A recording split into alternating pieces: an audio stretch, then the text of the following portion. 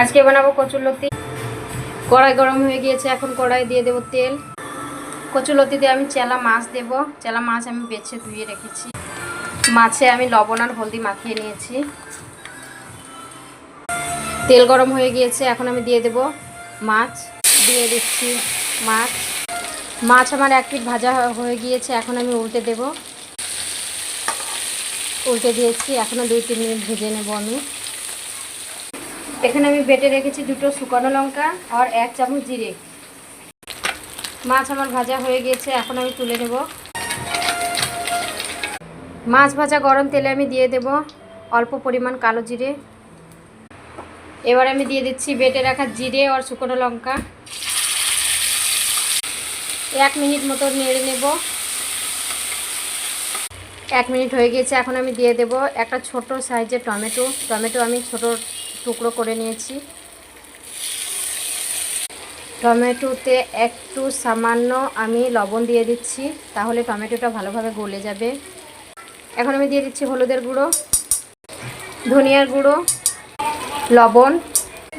মশলাটা আমি 1 মিনিট নেড়ে দেবো ভালোভাবে। দিয়ে দিচ্ছি অল্প পরিমাণে জল। এখন আমি 2 মিনিট ভালোভাবে নাড়াচাড়া করে নেব। জলটা শুকিয়ে গেলে তেল ছাড়বে, তখন আমি কচুরলতি দিয়ে দেব। মশলা থেকে তেল ছাড়ছে, দেখো খুব সুন্দর লাগছে। মশলা আমার সুন্দর কষানি হয়ে গিয়েছে। এখন আমি দিয়ে দেব ধুয়ে রাখা কচুরলতি।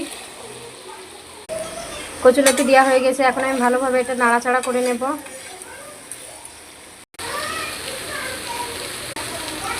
এখন আমি 3 থেকে 4 মিনিট হালকা আছে ভালোভাবে নাড়াচাড়া করে নেব, তারপর জল দেব। 2 মিনিটের জন্য ঢাকনা লাগিয়ে দেব।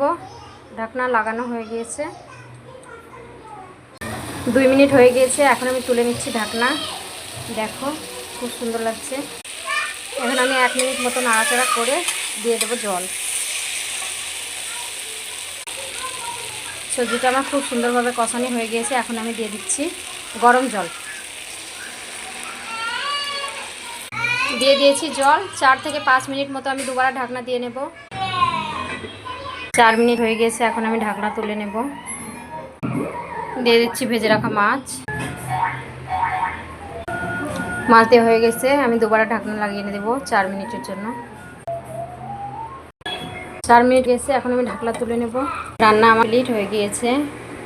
তোমরা এইভাবে বানাবে, খেতে খুব সুন্দর লাগবে।